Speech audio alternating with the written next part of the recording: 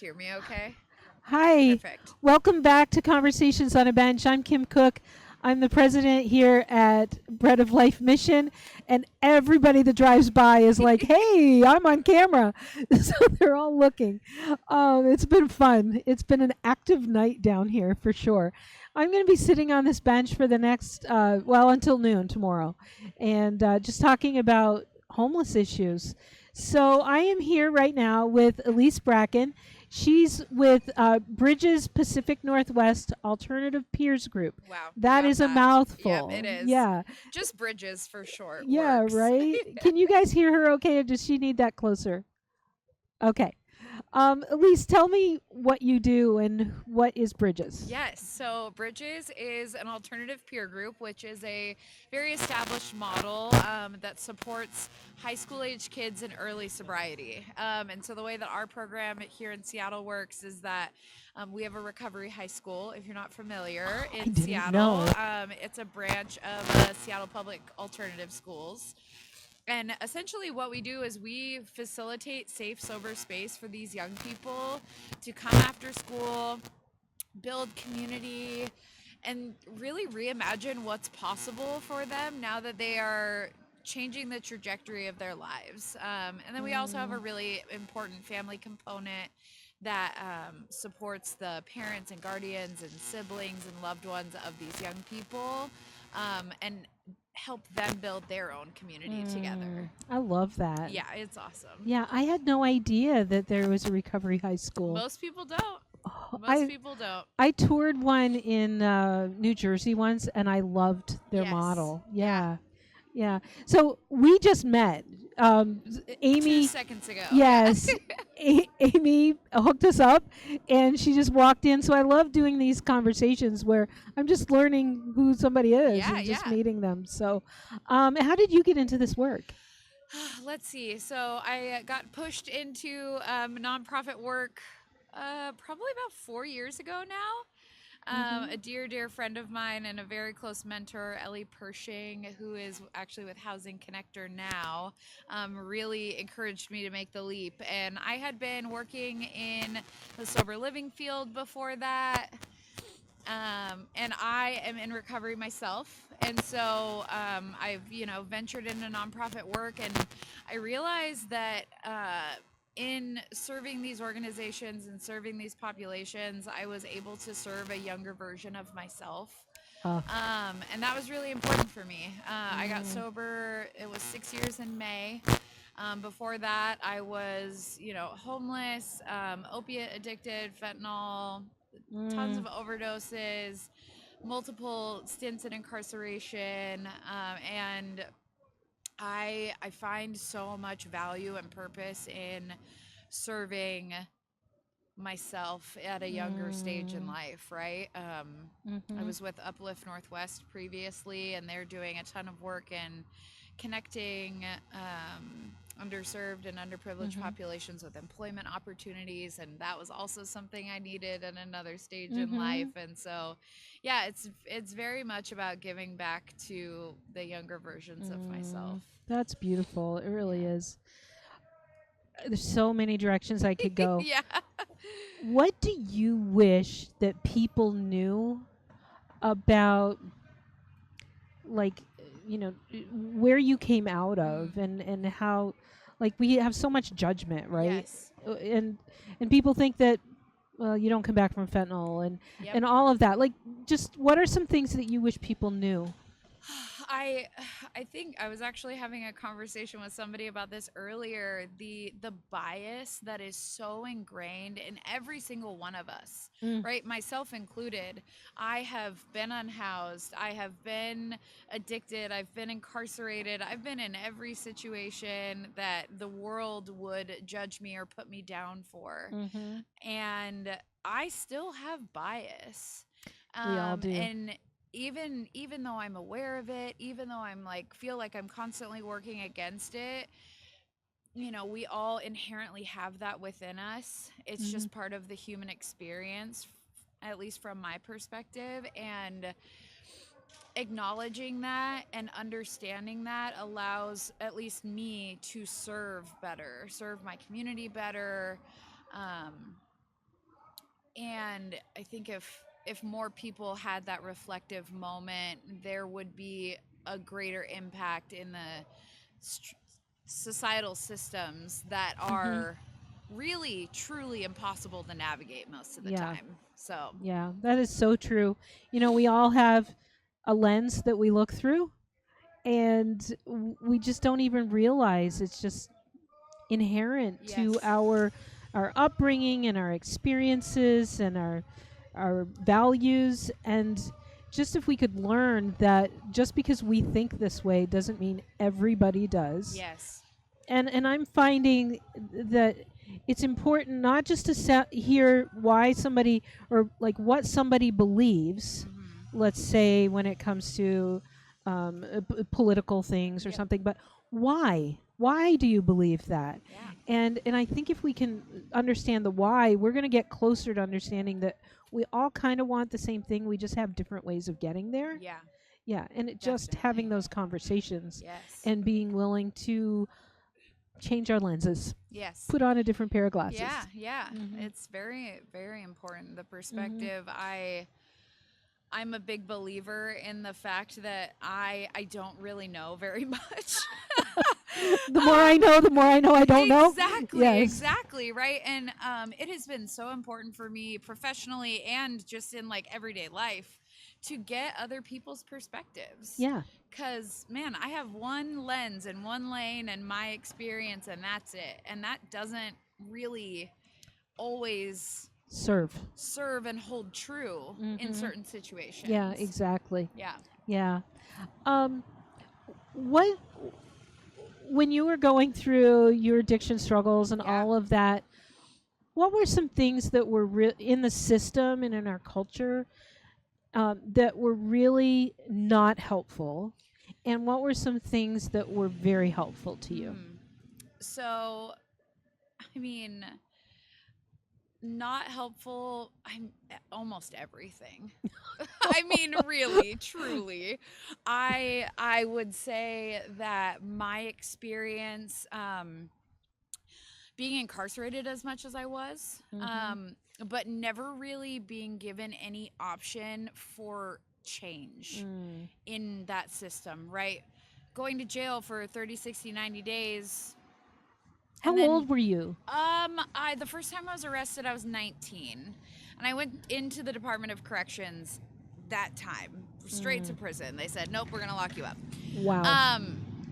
And honestly, like I did get a ton of support and have, a pretty good plan and a lot of consequences still hanging over my head. But beyond that, the stuff, the little stuff that I was getting in trouble for, Mm-hmm. and going and sitting in jail for a month or two or three, but just sitting there and not really doing Mm. anything productive with that time, Yeah. and not really understanding that I was actually like thriving in the structure of that. But when I was Mm. released, I wasn't going to have any of that. Mm. And I always just went right back to what I was doing before, Mm-hmm. right back to what I was doing before.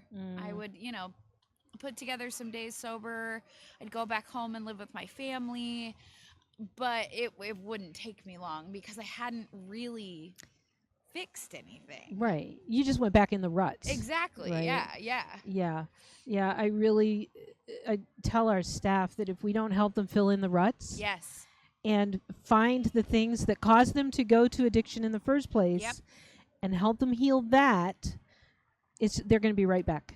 Because as soon as they hit stress, Yes. when they're out, that's where they go. They just fall into it. Yeah. It's what they know. Yeah.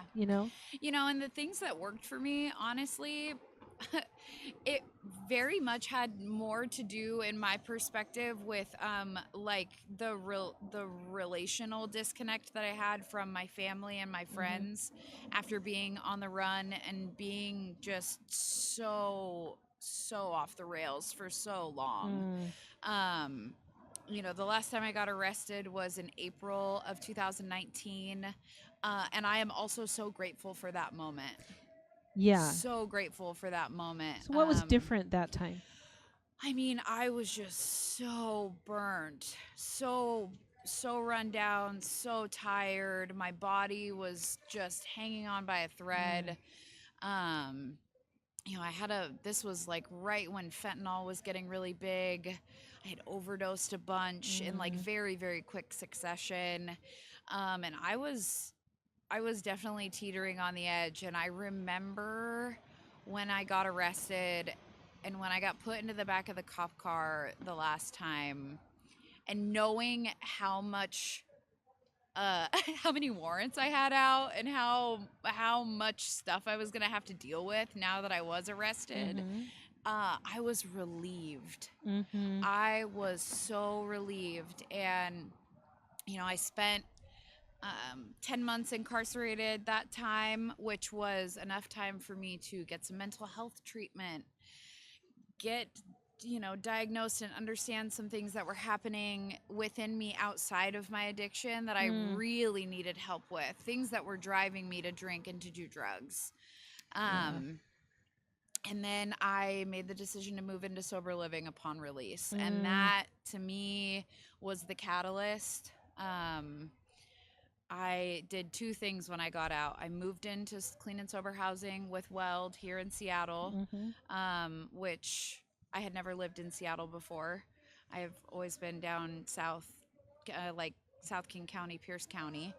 And I got the Vivitrol shot the day after I got out, which is a naltrexone shot you get once a month. Explain that to people. So there are naltrexone is essentially naloxone, which is Narcan. So it is a medication that blocks the opioid receptors in your brain, so that if you were to use an opiate, you wouldn't feel it, you wouldn't get high, and it would just kind of be pointless. Yeah. And it's also a non-addictive version of a medically assisted treatment, which is very important to me. Yes. Very important distinction between something like Vivitrol and something like Suboxone that is physically addictive, that does cause a withdrawal. I'm a big proponent of Vivitrol. So, That's and good that to was my hear. security blanket. And I moved here in February of 2020. Yeah. Wow. Yeah. Okay. Like right before the world came to an end, Yep. right? Yes. That And, must have been really hard. it was on it. It wasn't. No? It wasn't. It was crazy times. I had the same crazy experience that everybody else had, for sure. But I also didn't have the craving to use. I had that security blanket of the Vivitrol that, like, even if my mind was trying to trick me into thinking, like, oh yeah, you could go get loaded, It wouldn't work. I wouldn't have. Mm-hmm. And in moving into sober living, I had a built-in community. And that for me was the important catalyst of that, right? I needed a community. Needed a community of my own people, of women, also in recovery, also doing the same thing that I'm doing, which is, a lot also about what Bridges is about. It's about that community. That's so much about what we talk about here. Like we want to get guys into community. I mean, they're in community here. Yes. But let's help you find a community that you can be part of so that when you leave here you're already there. Yeah. Like whether it's a church or something, Yeah. so that you have that support, because so many of them leave here and just fall again because they have, they're alone. Yeah. And I honestly think that is one of the biggest dangers when you're in recovery, is being alone. Yes. Yeah. No, 100%. And, the whole model of an alternative peer group and what Bridges does is based in this idea of positive peer pressure, which, Right. that positive community, the people doing what you're doing, influencing you toward the direction that they are headed. And with teenagers especially, Oh yeah. right? They're not influenced by their parents anymore. No. They're not influenced by their families. They are influenced by their peers. And so getting them into high school together, getting them into programming after school together and over the summertime, and letting them build that it's that catalyst point. So then they know that they can, Right. and then they can take it away with them, Yeah. right? So not only are they building community with us, they're building community outside, Mm-hmm. in their respective groups Right. and programs that they do outside of Bridges. Right. Um, really quickly, I don't, you talked about being in a clean and sober house with Yep. women. What do you think are some of the biggest gaps in Seattle when it comes to women? There's so many. I managed a women's sober living house after I moved out of Weld, with Seattle Sober Living, which is not an Oxford type model or a Weld type model. It is a lot higher acuity of care. So they have live-in house managers, all the drug testing, all the breathalyzing, all the like Mm-hmm. one-on-one mentoring, and it's very intense sober living environment, Mm-hmm. for men only now. Mm. So the women's house closed late mid 2021, and that was kind of the only thing that we had like that. Yeah. And then beyond that, I mean, it's next to impossible to get into women's sober living. Mm. Because the beds just aren't there. Yeah. And it fluctuates so much. Yeah. Right? Like sometimes we were getting calls and we had a waiting list, and then other times it was like, oh, the house is half empty. Yeah. Which is not, financially stable. Right. Which is really unfortunate. And, Mhm. the resources for women with children are separate than the resources for single women. And, Mhm. senior women also like have other resources available to them, but it's all so minimal from what I've seen. It's just hard. Yeah. When I interviewed for this job, Yeah. the board was like, these are homeless men, right? Yeah. And I was like, give me men any day. I don't want to work with women. There's way too much baggage I really and drama. understand that. You Yes. do. No, I do. But- Managing a women's sober living house, I really understand. But since I've been here and I walk to work and I see the women on the street, God's just breaking my heart for Yeah. women here in Seattle. I don't know what that's going to look like for Bread of Life, but we got to do something. Yeah. If not us, somebody. We need something more. Yes. More for women. Well, and I think too it's tough, right? Because organizations like Oxford and Weld and Seattle Sober Living, like those are, they're all focused on clean and sober housing. Right. But not everyone that's unhoused is needing substance use disorder treatment and care and supervision and accountability, right? Like Right. I don't know if I said this earlier, but I also sit on the board of the King County Regional Homelessness Authority. Mm. And, that is one of the biggest questions that I am constantly asking myself is that, we're trying to find a one-size-fits-all solution for a problem that is not one size. No. Yeah. We've got a homeless veteran that can't work. We've got somebody with substance use disorder. We've got people with mental health disorders that have been untreated. Yeah. It's the range spectrum of experiences that an unhoused person is experiencing is not there's no one solution to Exactly. the problem. Yeah. And that gets even more complicated with women and children and families. So. Yeah. So much. Well, I wish we had a lot more I time. know. So we have to get together for coffee. Yes, an offline conversation sounds awesome. If I didn't have another appointment, then I would definitely keep this going. But thank you so much so for coming and welcome. talking to me. We'll Yeah. get together. Yes, I would love that. That would be Thanks. great. Okay. And I have Zoom coming up with two of my peers in this area, one from Portland and one from Yakima. And so we're going to cut right now, and I'll be back in just about 3 minutes with that conversation. So stay tuned. We'll be right back.